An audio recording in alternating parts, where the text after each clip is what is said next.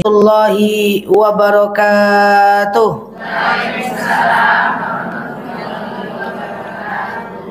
Alhamdulillahil wahidil qaharil azizil ghaffaril mukawwirul laili 'alan nahar. Walhamdulillahilladzi nahmaduhu nasta'inuhu nastaghfiruh wa na'udzu billahi min syururi anfusina wa min sayyiati a'malina may yahdihillahu fala mudhillalah wa may yudlilhu fala hadiyalah. Nashhadu an la ilaha illallah nashhadu anna muhammadan abduhu wa rasuluh la nabiyya ba'dah amma ba'd. Ibu-ibu yang saya sayangi karena Allah, sebelum kita mulai kajian kita berdoa kepada Allah, semoga siapapun kita yang hadir dalam majlis ini, insya Allah Allah sehatkan badan kita, Allah kuatkan jasad kita, Allah tambah ruh keimanan kita, Allah luaskan rezeki kita, Allah angkat segala masalah kita, Allah jauhkan kita dari orang-orang zalim, Allah matikan kita dalam keadaan husnul khatimah, amin Allahumma amin. Salatan salaman daimaini mutalazimaini ala nabiyyina Muhammad ibn Abdillah. Salawat salam kita hadiahkan kepada baginda Nabi. Allahumma salli ala Muhammad wa ala ali Muhammad. Sore hari yang berbahagia ini kita akan membahas tentang bab amalan di bulan Rajab.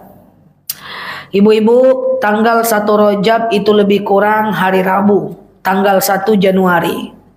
Berarti tanggal 31 Januari adalah malam tahun baru, adalah malam 1 Rajab.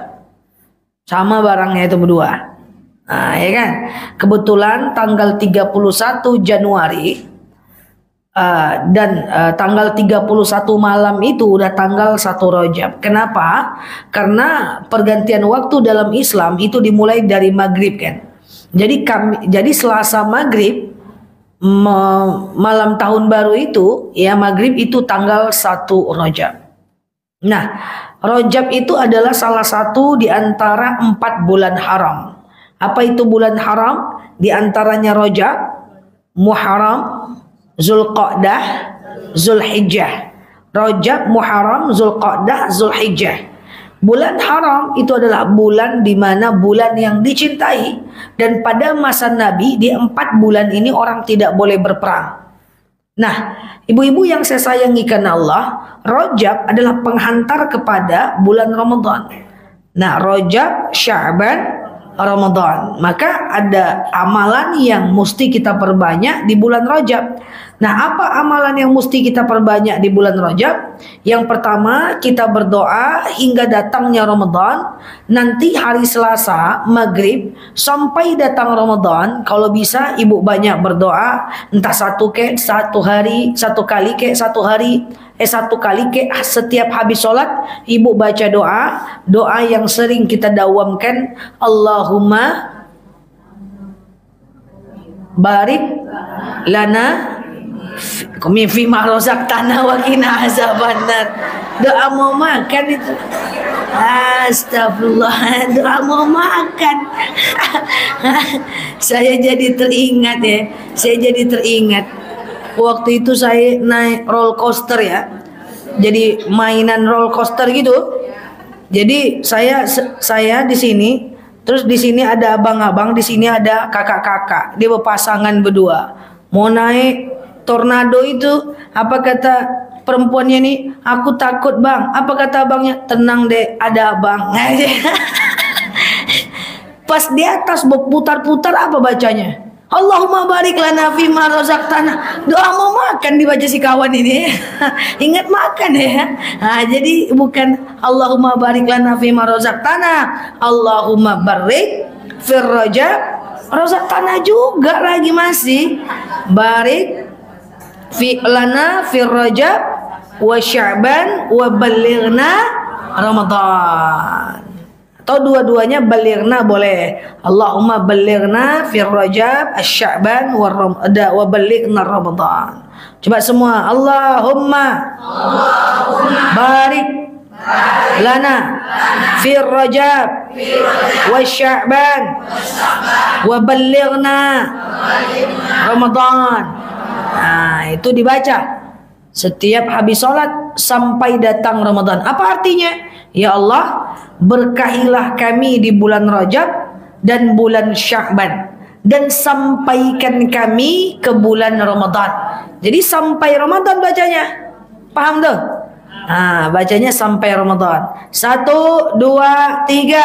Allahumma barik fi Rajab wa Sya'ban wa ballighna Ramadan. Serentak dong. 1, 2, 3.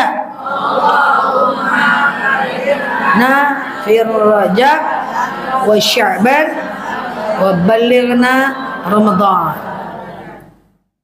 Nah, bacalah sekali setiap habis sholat supaya sampai usia kita di bulan Ramadan hingga datang Ramadan. Nah, ibu-ibu yang saya sayangi karena Allah, kemudian ada doa khusus di bulan Rajab. Nanti ada doa khusus di bulan Sya'ban. Tapi kita belum masuk bulan Sya'ban. Kita baca doa, hafal ini doa ini menjelang hari Selasa. Doa yang sangat masyhur yang kita lakukan di bulan Rajab. Jadi mulai nanti tanggal 31 Maghrib sampai 30 Januari kita baca.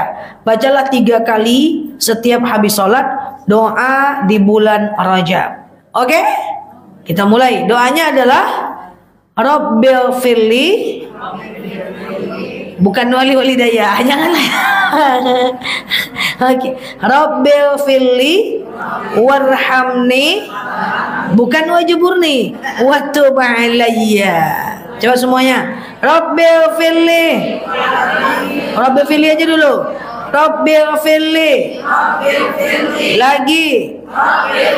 Lagi. Lagi. Lagi. Warhamni. Lagi. Lagi. Rabbil firli warhamni. Lagi. Lagi. Wa tub alayya. Lagi. Lagi. Rabbil firli warhamni wa tub alayya.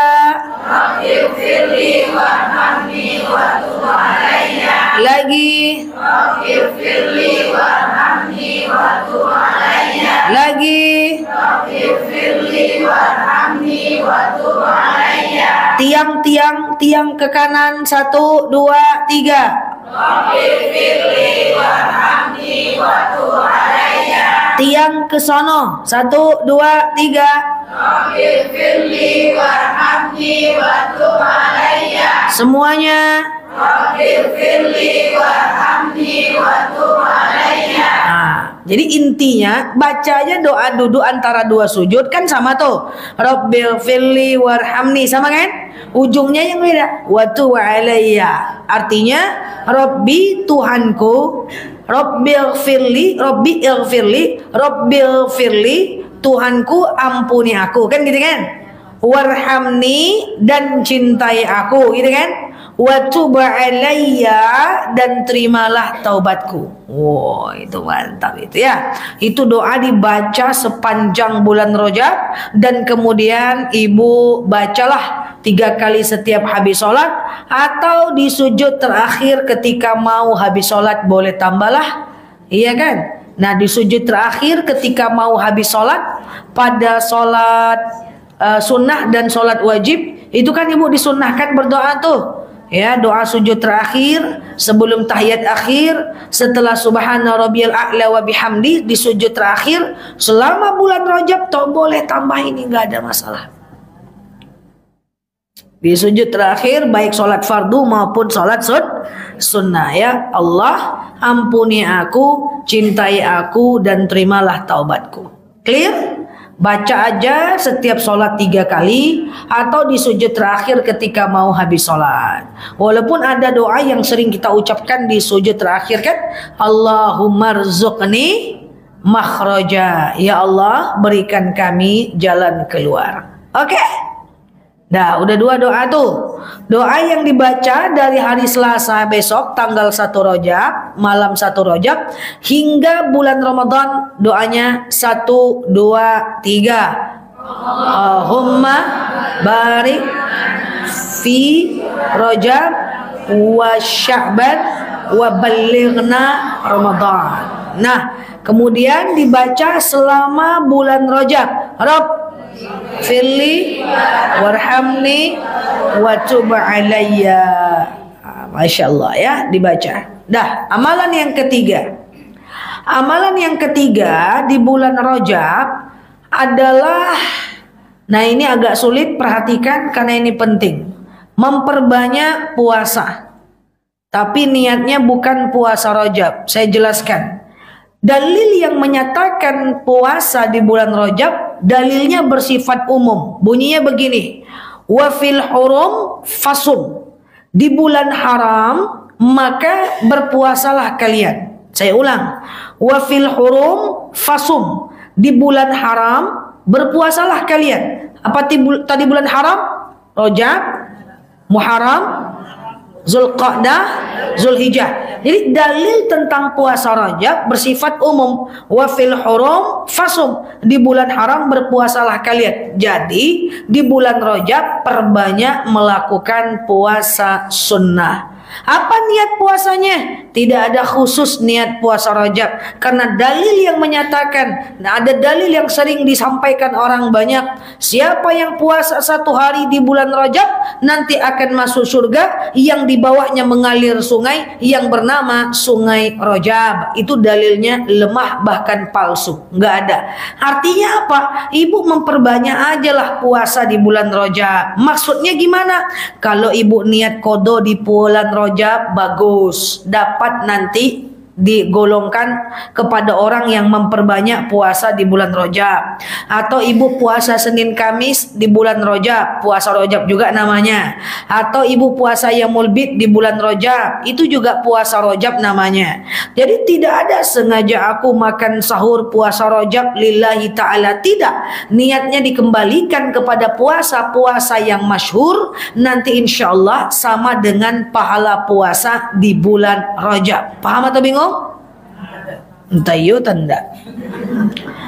Jadi begini, ibu misalnya nih bu, di bulan biasa ibu tidak puasa Senin dan Kamis, maka di hari Rajab puasalah Senin dan Kamis. Niatnya niat Senin dan Kamis, niatnya bukan niat puasa Rajab, tapi puasa Senin dan Kamis kan di bulan Rajab tuh, maka namanya puasa di bulan Rajab. Jadi gini bu, memperbanyak puasa di bulan Rajab bukan puasa Rajab, tapi apapun puasa yang ibu lakukan di bulan Rajab berarti puasa di bulan Rajab. Paham? Contoh, itu terpaksa ngomong paham lah kan, daripada putar-putar usahanya kan. Contoh, sebelum Rajab ibu nggak puasa Senin dan Kamis, di bulan Rajab puasalah Senin Kamis, itu pahalanya pahala puasa di bulan Rajab. Atau yang udah terbiasa Senin dan Kamis, ibu tambah dengan Yaumul Bid 13, 14, 15, itu nanti juga puasa di bulan Rajab namanya. Atau ibu qada puasa di bulan Rajab boleh. Misalnya hari Rabu nanti, misalnya kan, Rabu puasa qada, Kamis, Senin Kamis, Jumat Sabtu Minggu qada lagi, Senin puasa Senin Kamis, bisa? Pokoknya banyak-banyakkan puasa di bulan Rajab, tapi tidak pasang niat Rajab, niatnya dikembalikan kepada puasa yang biasa ibu lakukan di hari lain. Paham atau bingung? Kalau ibu rajin puasa Daud, maka puasa Daud di hari lain itu dapat pahala besar. Tapi kalau ibu lanjutkan puasa Daud di bulan Rajab, ibu dapat pahala lebih besar. Kalau ibu udah terbiasa Senin dan Kamis, maka di bulan Rajab tambahkan dengan Yaumul Bid. Kalau udah biasa Senin dan Kamis dan puasa Yaumul Bid, maka kalau ibu mau dan berkenan, mulai puasa Daud di bulan Rajab. Mantap. Sehari puasa, sehari tidak. Sehari puasa, sehari tidak. Sehari puasa, sehari tidak. Adakah puasa khusus 1 Rajab?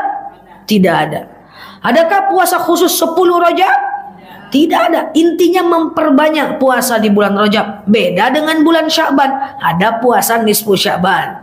Jelas dalilnya. Di bulan lain ada puasa Arafah, ada puasa Tarwiyah, gini-gini ya. Nah, seperti itu. Paham saya ini? Jadi banyak-banyakkanlah. Puasa Daud itu gimana? Puasa Daud itu puasa yang sangat bagus, Bu.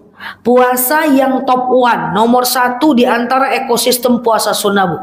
Bahkan kalau ibu udah rajin puasa Daud, ibu tak usah lagi puasa Senin Kamis, tak usah lagi puasa Yaumul Bid, tidak apa-apa, Bu. Puasa Daud nomor 1, Bu, untuk puasa sunnah. Nah, Ustazah, makanya kan banyak orang salah paham. Orang mengira ada puasa khusus di bulan Rajab. Enggak ada.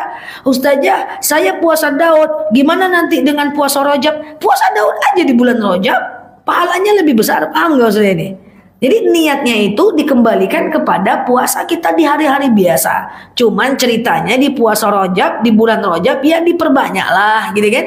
Nah, puasa Daud, sehari puasa sehari tidak, sehari puasa sehari tidak, sehari puasa sehari tidak, seumur hidup.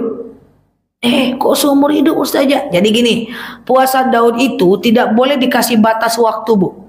Saya puasa Daud 1 bulan ini kan lagi marahan sama suami, misalnya gitu kan. Saya puasa Daud 2 bulan ini karena suami lagi merantau. Saya puasa Daud 3 bulan ini, gitu ya. Itu tidak boleh digitukan. Tidak boleh dikasih batas. Tapi kalau ibu sakit boleh nggak puasa.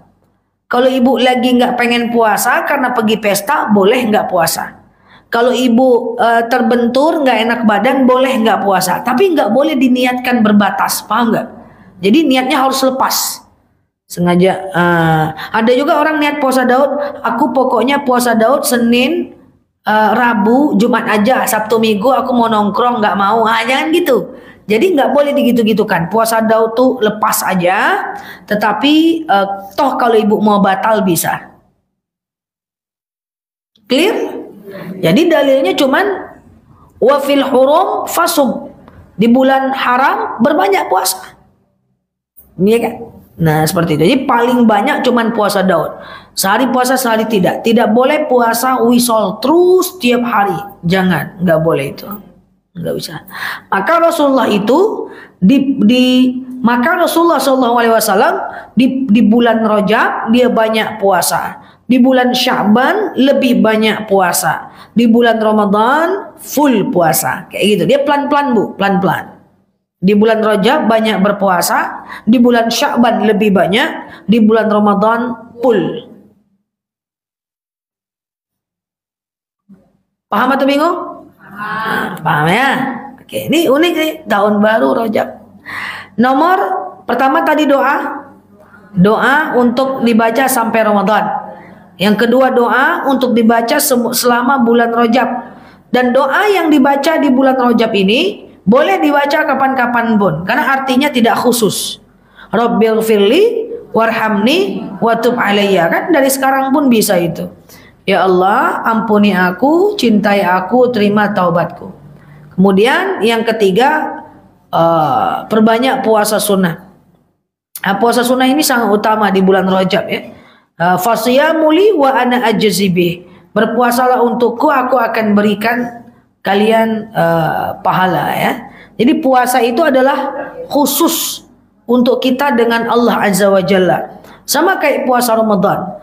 Puasa Ramadan itu adalah untuk Allah. Fasiyamuli wa ana ajzibih. Bahwa puasalah untukku, aku yang akan membalasnya. Kenapa puasa itu dianggap langsung kita berikan kepada Allah Azza wa Jalla? Karena orang tidak bisa ria dengan berpuasa. Contoh, orang puasa Ramadan, orang puasa, kita puasa juga. Gak ada hebat-hebatnya. Allah yang akan membalasnya, bukan pandangan manusia. Itu maksudnya. Yang keempat, amalan yang sangat dianjurkan di bulan Rajab adalah, ibu-ibu yang saya sayangi karena Allah, adalah amalan perbanyak istighfar. Karena bulan Rajab syahrul istighfar, adalah bulan istighfar. Jadi di bulan Rajab perbanyaklah beristighfar.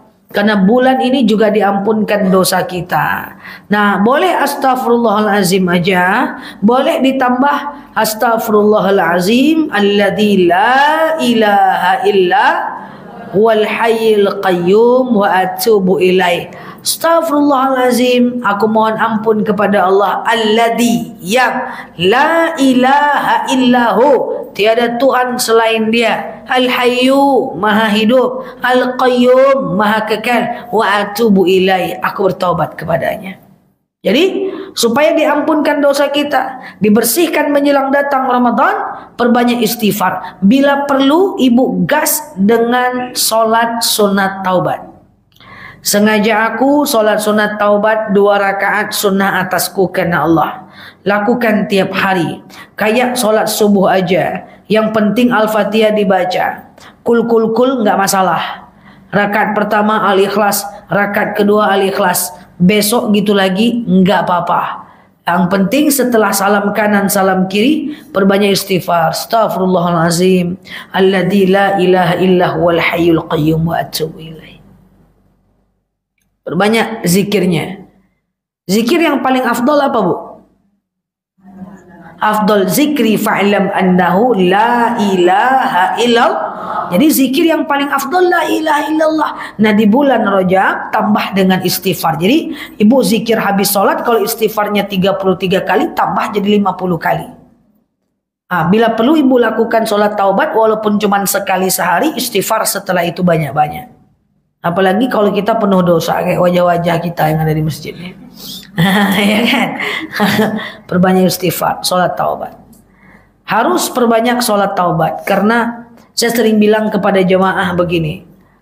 Segala yang tidak selesai di dunia itu akan dipertanggungjawabkan di hari akhirat. Harus perbanyak bertaubat. Apapun yang tak selesai di dunia akan diselesaikan di hari akhirat. Demi Allah, saya sering sampaikan supaya mengingatkan kita, nazar yang kita bayar di dunia Allah akan minta ganti di akhirat dengan amal. Hutang yang tidak kita bayar akan kita bayar dengan amal di hari akhirat. Ibu minjam jilbab kawan tak ibu kembalikan, ganti dengan amal di akhirat.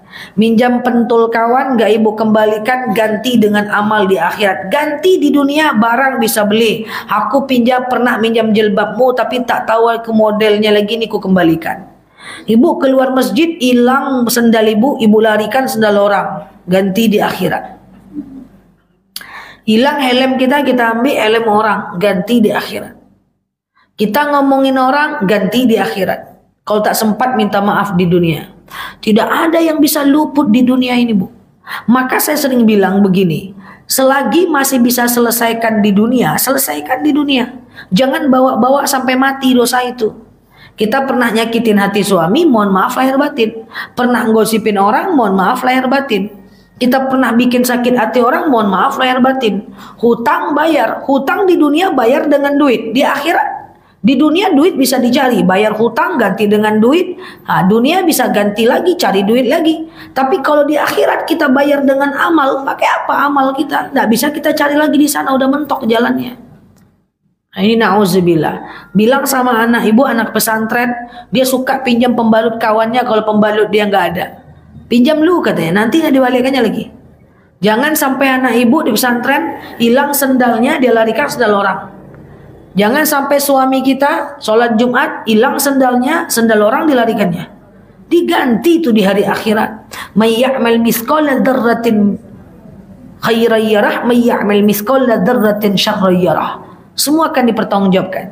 Makanya itu saya sering bilang kepada jemaah, perbanyak bertaubat di dunia ini. Jangan lagi bikin dosa ngomong-ngomongin orang. Saya belum sampaikan di sini. Contoh, misalnya Kak Mira dengan ibu apa?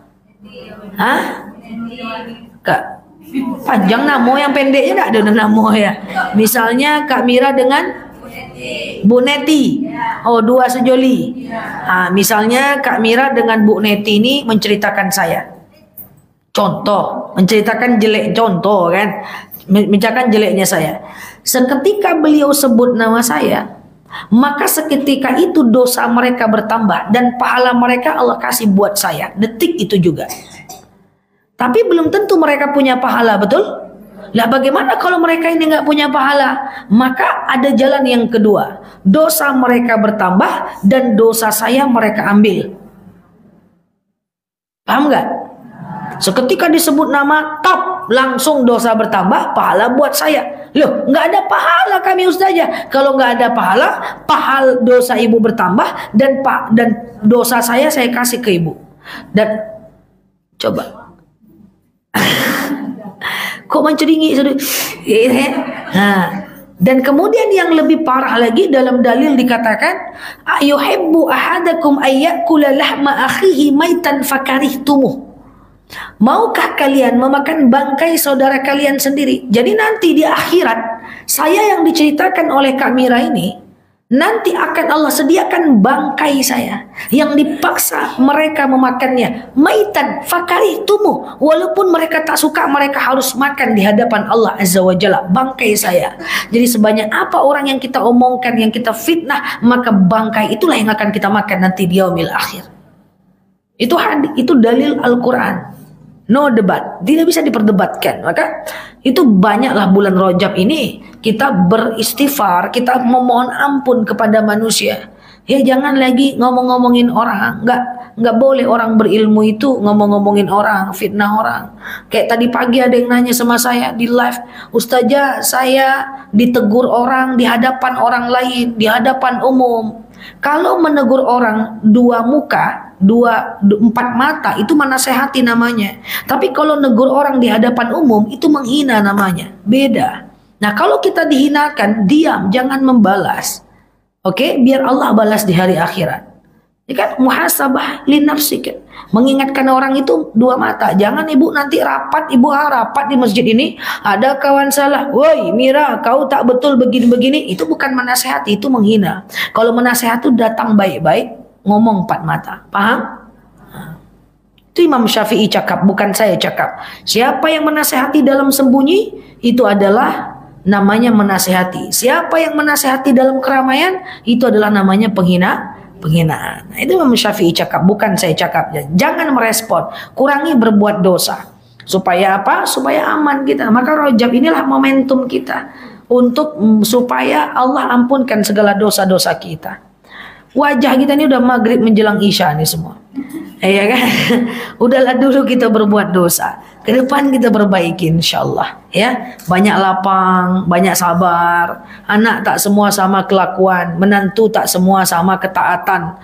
Ya, kadang anak soleh, menantu tak soleh. Kadang menantu jahat, anak baik. Kadang baik semua suami pula bikin makan hati. Ya, sebaik semua tetangga bikin sakit hati. Tetangga baik, mertua pula bikin pusing kepala. Jadi maafkan sajalah. Jadi nggak ada hidup yang sempurna. Ya, kurangi menyakiti, jangan berbuat salah. Biar orang salah, asal jangan kita salah. Ya, biar orang benci, asal jangan kita benci. Oke? Perbanyak istighfar. Tafadhol. Apa? Cerita tentang misal saudara. Kita berbicara antar saudara itu bergibah nggak, Ustaz? Tergantung respon saudara ibu. Contoh, ibu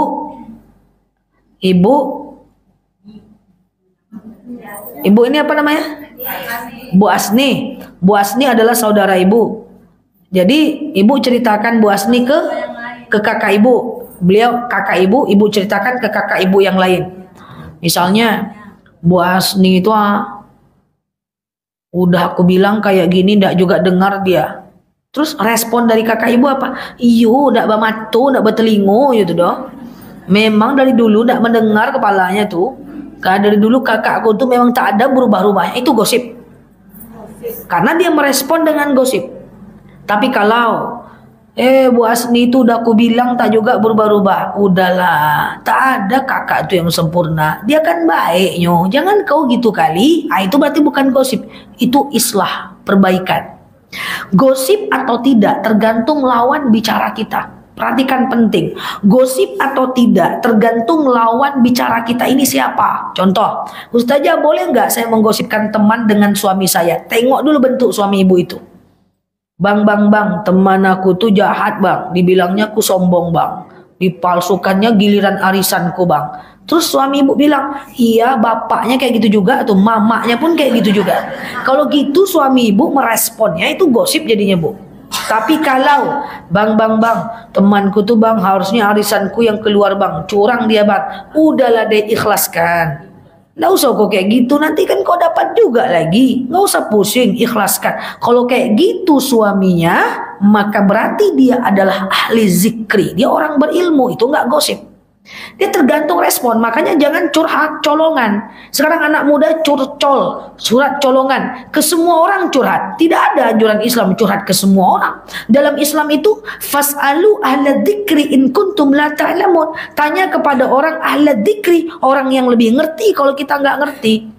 Jadi kalau kita curhat ke orang yang nggak tepat jadinya gosip. Kalau kita curhat ke orang yang tepat jadinya islah, perbaikan. Makanya bukan nggak boleh ngomongin orang, boleh ngomongin anak di hadapan gurunya untuk cari solusi. Boleh ngomongin suami di hadapan ustazah untuk cari solusi. Boleh ngomongin istri di hadapan ustadz kasus untuk cari solusi. Boleh ngomong aib istri di hadapan pengadilan untuk cari solusi. Boleh ngomong aib anak di hadapan ustadz untuk cari solusi. Bukan nggak boleh, tapi kalau solusi boleh, kalau gibah doang dosa.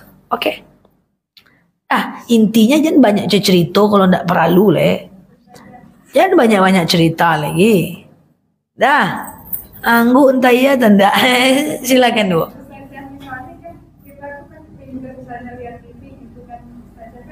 Misalnya ada orang setelah ini kita ngomong Menikmati atau mendengarkan ghibah dengan nikmat itu merusak hati walaupun cuma mendengarkan. Enggak usah. Jadi berita yang bagus saja. Misalnya ibu scroll nih, artis cerai, tengok baca komentarnya. Ibu menikmati itu merusak hati. Karena banyak informasi yang nggak penting masuk ke dalam diri kita. Tapi kalau ibu ceritakan pula, oi, tuh kan betul kan tertangkap juga dia kan. Cerai juga dia kan, tulahnya gaya kemarin. Tengoklah artis itu, dah dosa. Cari artis tuh nanti di akhirat makan bangkainya.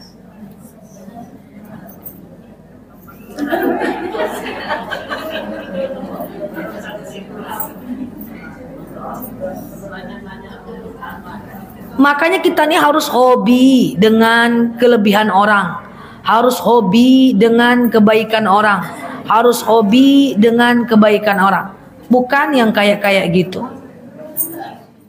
Oke? Bukan nggak boleh pak, nggak mau punya HP lagi kata ibu nih.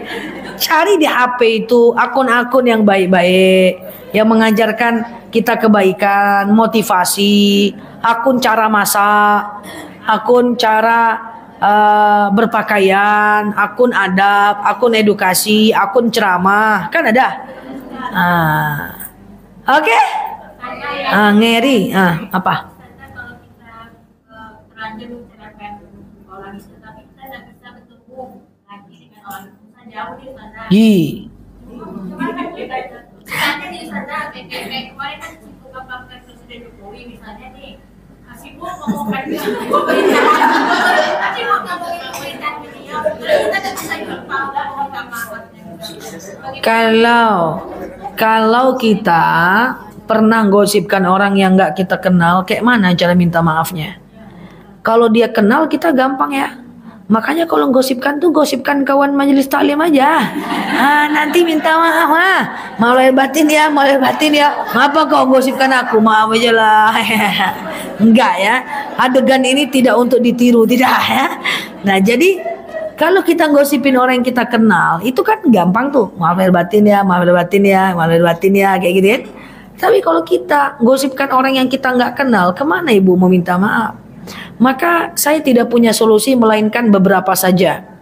Karena dosa dengan manusia nggak akan selesai dengan sholat tasbih, sholat taubat, puasa sunnah, nggak bisa. Nggak bisa. Ibu mau puasa sampai gimana pun dosa dengan manusia itu harus minta maaf. Cuman saya punya solusinya. Ibu banyak-banyak berdoa gini bunyinya. Allahumma gfirli walahum. Allahumma gfirli walahum.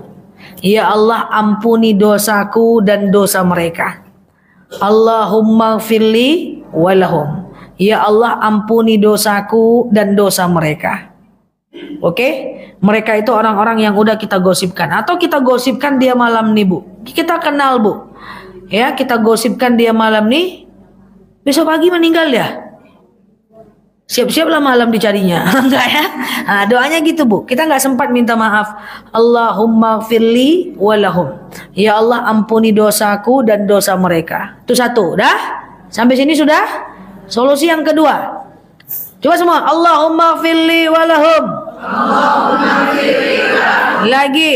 Allahumma firli walahum. Lagi. Allahumma firli walahum. Tuh, yang kedua. Bu, tadi kalau udah telanjur jelekkan orang Bu, kita nggak kenal Bu, syiarkan kebaikannya Bu. Ibu balikkan, ibu sebutkan baik-baiknya dia Bu. Misalnya nih, kita pernah gosipin siapa gitu ya, kita kenal maupun tidak kita nggak kenal, sebutkan kebaikannya. Walaupun dia masih hidup, kita berkawan nih berdua, saya pernah gosipkan ibu, saya ingin bertaubat, saya minta maaf sama ibu, Allahumma firli walahum, dan saya sebutkan baik-baiknya ibu. Kalau dia udah meninggal, kita pernah gosipkan dia, sebutkan banyak kebaikan dia. Paham? Allahumma firli walahum, dan kemudian sebutkan banyak kebaikan dia. Walaupun orang protes. Kemarin kau jelekkan, sekarang kau baikkan. Kata ustazah gitu, ngapuskan dosa yang kemarin coy. Gitu aja ya. Kemudian yang ketiga, ibu mulai bertaubat dengan perbanyak istighfar sendiri ya. Nah itu caranya ya. Ke depan berpikir sebelum bicara ya. Jangan cepat merespon apapun yang kita dengarkan. Pikir dulu sebelum kita bercerita. Kalau ada orang menyampaikan berita ke kita, berita itu belum tentu benar. Contoh, misalnya saya menyampaikan kepada Kak Mira, Kak Mira, kemarin Bu Asni bilang gini loh. Enggak, belum tentu. Jangan terpancing emosi. Jangan-jangan yang ngomong tuh pengadu domba. Kak Mira, kemarin Bu Asni kayak gini loh. Udah jangan cepat merespon. Kepalonya lah. Jangan gitu. Nanti kakak jadi gibah. Paham nggak? Bu Asni bilang gini loh. Oh, gitu aja udah. Karena belum tentu Bu Asni bilang gitu. Jangan-jangan saya pengadu domba.